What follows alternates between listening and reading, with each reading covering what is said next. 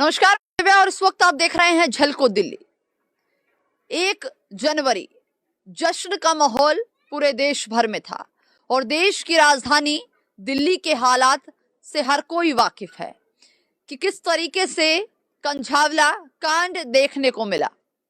इस वक्त हम लोग सुल्तानपुर इलाके में मौजूद हैं और एक बार इस वक्त आपको हम उसी घटना स्थल से वाकिफ करवाएंगे जहां पर वो बच्ची रहा करती थी। हालांकि अभी अगर इस जगह को हम आपको दिखाएंगे तो तमाम जो पुलिस फोर्स है यहाँ पर लगा दी गई है। अगर कैमरा एक बार दिखाएंगे, रंजीत एक बार दिखाइए चारों तरफ का नजारा, कि तमाम पुलिस फोर्स जो है वो इलाके में नजर आएंगी, आपको गश्त करती दिखाई दे रही हैं। घरों के आसपास चाक चौबंद सुरक्षा व्यवस्था कर दी गई है। लेकिन सवाल ये है कि जिस दिन ये घटना हुई उस दिन ये पुलिसकर्मी कहाँ थे। 29 दिसंबर तारीख थी और 2022 साल था और उसी रात को एक प्रेस कॉन्फ्रेंस किया गया जिसमें 1 नहीं 2 नहीं 3 नहीं बल्कि 4 स्पेशल सीपी ने ये दावे किए कि महिला सुरक्षा पर खासा ध्यान रखा जाएगा और दिल्ली में मुस्तैदी से पुलिस फोर्स लगाई जाएगी।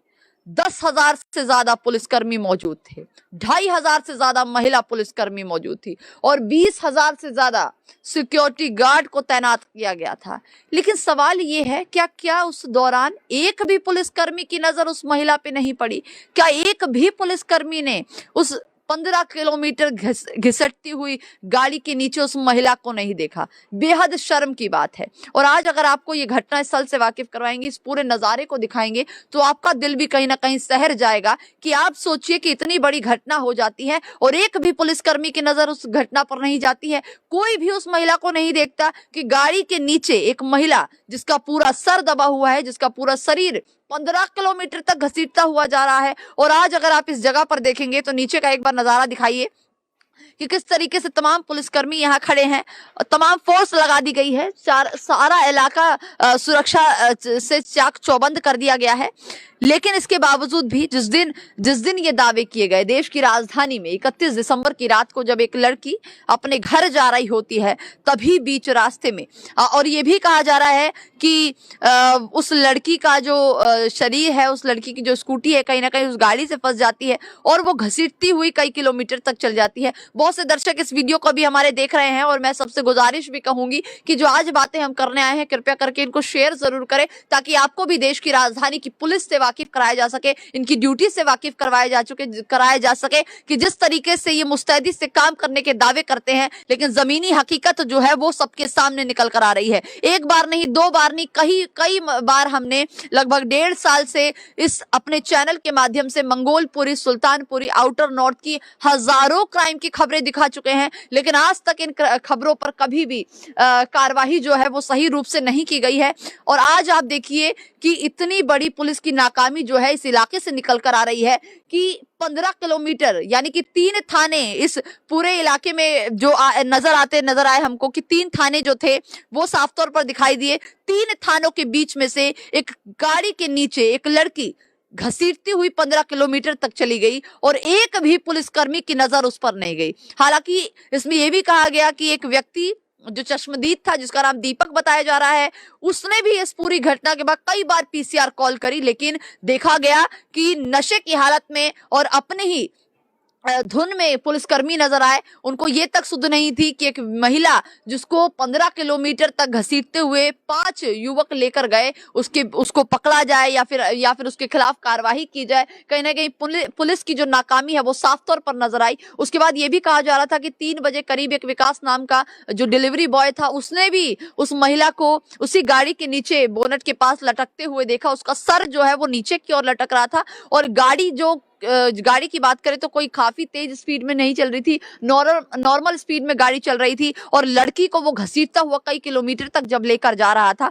उस दौरान उसने खुद पुलिस को ये बात बताई, चौकी में जाकर ये बात बताई। तो चौकी वाले ने साफ तौर पर उसको कहा, यानी कि पुलिसकर्मी ने साफ तौर पर विकास से कहा जो कि डिलीवरी बॉय था, उससे साफ तौर पर कहा कि तुम्हें तो कहीं चोट नहीं लगी, बाकी हम देख लेंगे। लेकिन सवाल यह है कि बाकी हम देख लेंगे तो क्यों पुलिसकर्मी ने नहीं देखा? 10,000 से ज्यादा पुलिसकर्मी मौके पे तैनात किए गए। 2500 से ज्यादा महिला पुलिसकर्मी थी और सोचिए खुद कमिश्नर साहब संजय अरोड़ा मौके पर मौजूद थे, इलाके में वो खुद गश्त कर रहे थे।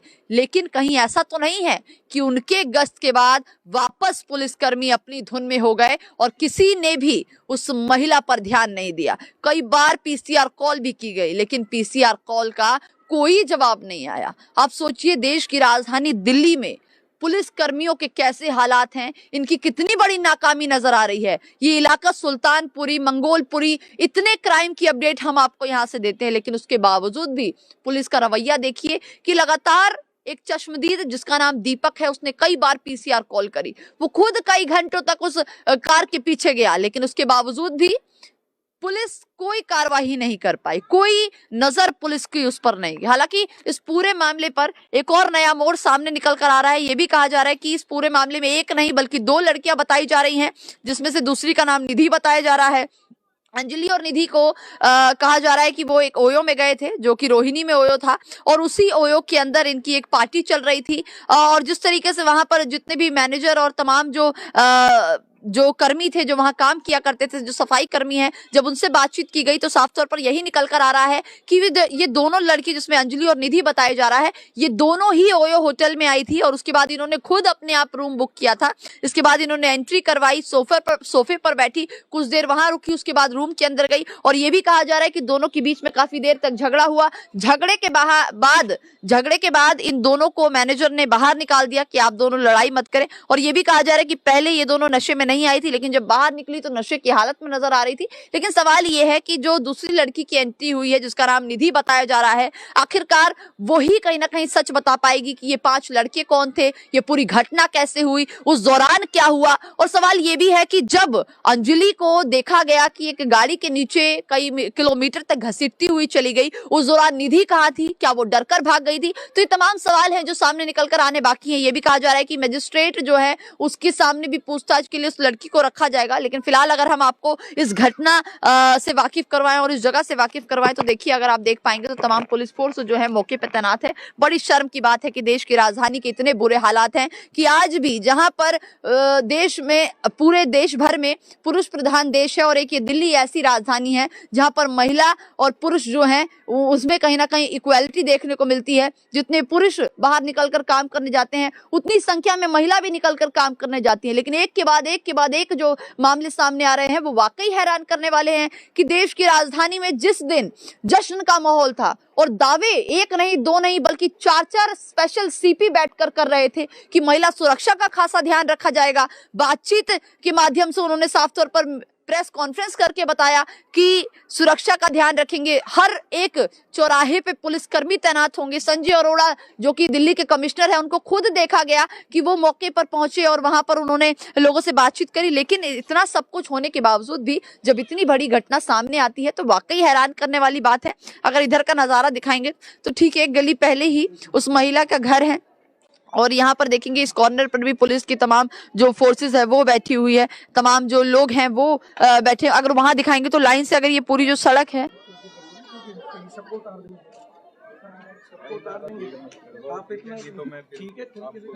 यहाँ अगर आप देख पाएंगे तो यहाँ पर भी तमाम पुलिसकर्मी मौजूद हैं जो अभी सुरक्षा का खासा ध्यान रखते हुए खड़े हैं। अगर आप वहां पर भी देखेंगे तो वहां पर भी पुलिसकर्मी नजर आ रहे हैं।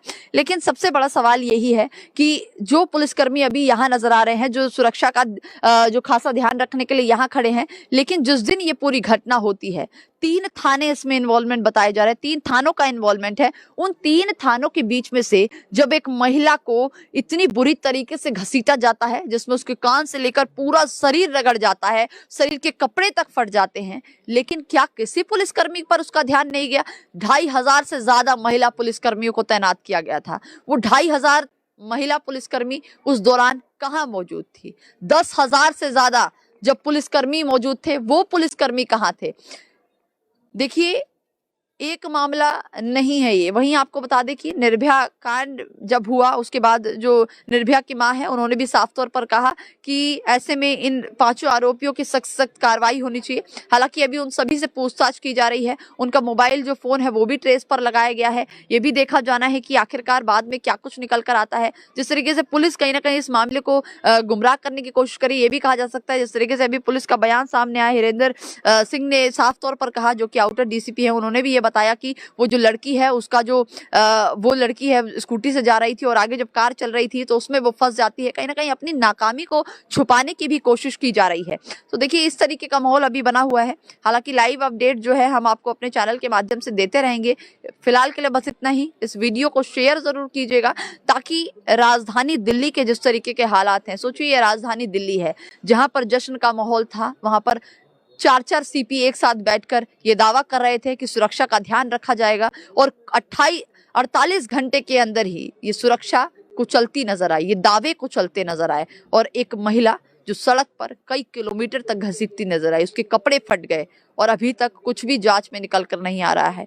पोस्टमार्टम रिपोर्ट आनी बाकी है, तभी कुछ कहा जा सकता है। हालांकि परिवार ये भी आरोप लगा रहा है कि उस महिला के उनकी बेटी के साथ रेप हुआ है और ये भी कहा जा रहा है कि उसके साथ पहले दुष्कर्म किया गया, उसके बाद उस तरीके से घसीटा गया। लेकिन आखिरकार सच्चाई क्या है वो आनी बाकी है। जांच अभी चल रही है, ये जांच का विषय है।